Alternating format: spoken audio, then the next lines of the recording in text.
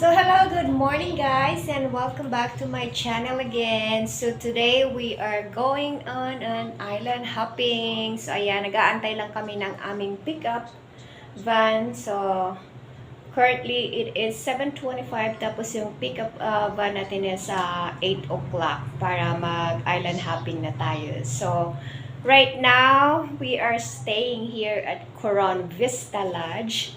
So, very affordable po siya, guys, with free breakfast. Yan. So, ito siya. So, guys, this is what the room looks like. So, ayan po siya. Yung ating bed, twin size. So, ayan, nandyan yung anak ko nakahiga. So, medyo messy yan kasi kahapon pa kami naka-checked in eh. So, ayan, meron silang pa-TV dyan. Tapos, ito po yung bathroom niya. And then, merong maliit na lagayan ng damit dito, hangiran. So, very simple, pero kung mag-stay naman kayo ng 1, 2 nights, 3 nights, pwede na po siya. Pero kung pang matagalan, it depends para sa inyo kung gusto nyo ng mas maganda na hotel yan. Maraming choices So, dito ito pala sa yung Coron. front desk nila, guys. So, ito yung itsura ng front desk nila. So, ayan, meron silang pa-chair dyan ng konti. At saka ito naman yung itsura ng kanilang parang dining kasi dyan kayo kakain ng breakfast, pre-breakfast kasi. At ito na nga kami, ready na kami sa aming island hopping today. So, ayan, first time ng anak ko, guys, na makarating dito sa Coron. So, ayan, tara na!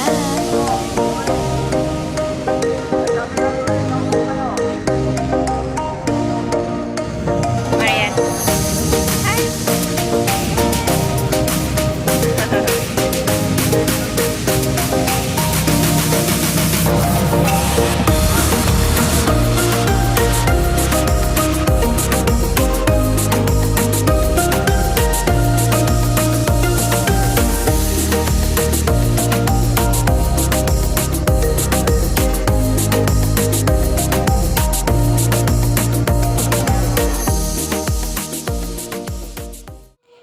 So, ito na guys, yung ating first stop dito sa Coral Reef. So, I forgot kung ano yung specific name ng Coral Reef. So, wala tayong video sa Coral Reef guys kasi ang hirap magdala ng camera kasi nga kailangan namin humawak sa salbabida at yung salbabida ay hinihila po ng ating tour guide. So, wala tayong video. So, dito na lang tayo sa ating second stop.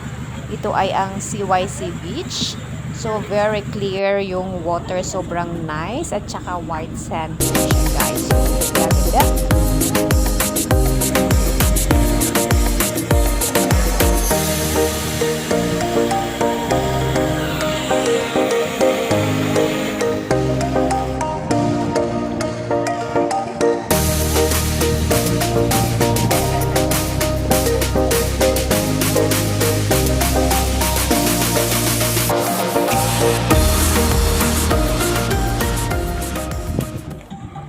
So, okay guys, let's go to our third stop. So, ayan. This is on our way to our third stop. So, ang gaganda niya, di ba? Ang ganda ng limestone natin dyan.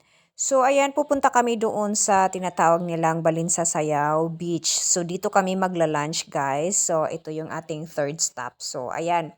Hindi tayo nakakuha ng video habang nagla-lunch tayo kasi nahihiya ang lola mo kasi maraming foreigner na kasama sa atin. So, ito po siya, oh. Tingnan nyo yung itsura ng Sayaw.